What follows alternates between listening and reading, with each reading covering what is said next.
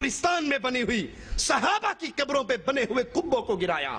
اور جب انڈیا پاکستان کے مولویوں نے درخواستیں لکھی تو انہوں نے جواب میں صرف یہ کہا تھا ایک حدیث اللہ کے نبی کی لا کر دے دو، ایک حدیث اللہ کے نبی کی۔ تم نے ترکیوں نے مٹی گارے کی بنائی تھی، امام عبدالعزیز آل سعود رحمت اللہ علیہ نے کہا میں سونے کی بناؤں گا۔ اور یہی جواب ملک فیصل رحمت اللہ علیہ نے دیا تھا بابا بھٹو سرکار کو۔ بھٹو سرکار کا بھی بہت بڑا عرس لگتا ہے اور بہت بڑا دربار ہے ان کا گڑی خدا بخش میں۔ جب وہ لے کر گیا جناح کی قبر پہ تو انہوں نے کہا تھا کہاں لے کر آیا ہے؟ کہا بانی پاکستان کی قبر ہے، ایتھے سلوٹ مارنا ضروری مجبوری، میں کمانا مجبوری ہے۔ کہا قبروں کے پجاریوں اگر ان قبروں کو پوجنا اسلام میں ہوتا، تمہارے پاس جناح کی قبر ہے، میرے پاس محمد رسول اللہ کی قبر ہے، میں اس کو سونے کی بنا کر پوجتا۔ اللہ ان کو جزائے خیر دے جنہوں نے اللہ کی توحید کو غالب کیا، قائم کیا اور شرک کو یہاں سے ختم کیا۔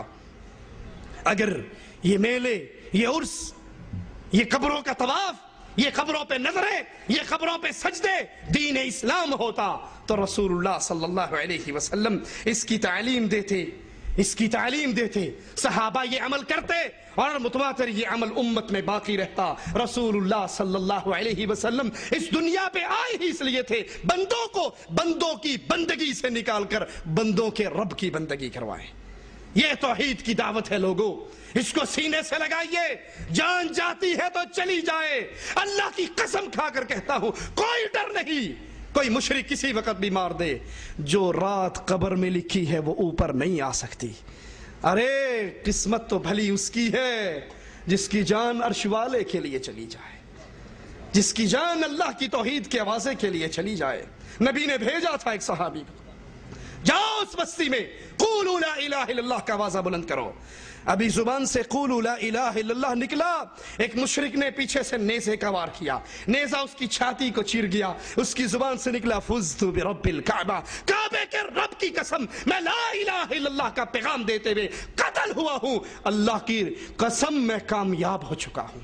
لوگو جب مرنا ہے اور ایک ہی مرتبہ مرنا ہے، دو مرتبہ، تو اللہ کی توحید کو سینے سے لگائیے، لوگوں کی ناراضگیوں کو نہ دیکھیے۔ اس بیت اللہ کے پڑوس سے لال شہباز قلندر کے پجاریوں کو پیغام دینا چاہتا ہوں، اللہ سے ڈر جاؤ، اللہ سے ڈر جاؤ۔ یہ شرک اکبر ہے، اللہ کے دربار میں اس سے معافی مانگو اور توبہ کرو۔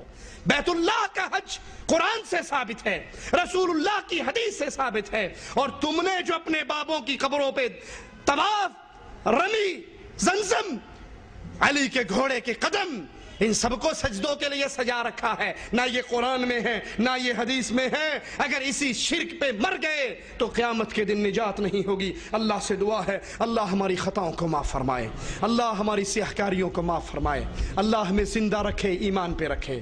کچھ بھائی کہہ سکتے ہیں مجھے علم نہیں ہے، میں کیسے توحید کی دعوت دوں؟ تو آپ کے سامنے کتاب کی صورت، کیسٹ کی صورت، سی ڈی کی صورت کھلی ہے، آپ نہیں دعوت دے سکتے تو کسی کو توحید کے پیغام کی سی ڈی دیجئے، کتاب دیجئے، اور یاد کر لیجئے رسول اللہ صلی اللہ علیہ وسلم کی حدیث کو۔ آپ نے فرمایا ایک تیر 3 بندوں کو جنت میں لے کر جائے گا۔ ایک تیر، ایک وہ جس نے بنایا، ایک وہ تاجر جس نے خریدا اور خرید کے پھر ایک مجاہد کو دے دیا، تیسرا وہ جس نے اس کو چلا دیا۔ ایک تیر کی وجہ سے 3 بندے۔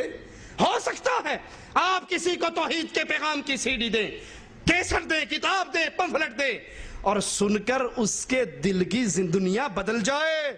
یاد کر لو اس کے بعد جتنے وہ عمل کرتا رہے گا آپ کے نامہ اعمال میں بھی وہ چڑھتے رہیں گے اور اس کا ثواب آپ کو ملتا رہے گا۔ اس دعوت کو عام کیجئے، اس پیغام کو پھیلائیے۔ اسی طرح میں شکر گزار ہوں مکتب دعوت و ارشاد مکہ کا، یہاں کے بھائیوں اور ساتھیوں کا جنہوں نے محنت کر کے اللہ کی توحید کے اس پیغام کو پہنچانے کے اور عام کرنے کے لیے ہم سب کو ملنے کی، اکٹھے کرنے کا ایک موقع فراہم کیا۔ وزارت شؤون اسلامیہ کا بھی شکر گزار ہوں جن کے تحت الاشراف یہ مکاتب دعویٰ کھلے ہوئے اللہ کی توحید کی آوازیں گونج رہے۔ اللہ ہمیں اس حال میں موت دینا ہماری زبان سے توحید کی آوازیں نکل رہے ہوں، آخری وقت میں بھی لا الہ الا اللہ کی پیاری آواز ہماری زبان سے نکل رہی ہو، اور ادھر ہماری روح نکل رہی ہو، ادھر ہماری روح نکل رہی ہو، ادھر اس کا مقام جنت میں بن رہا ہو۔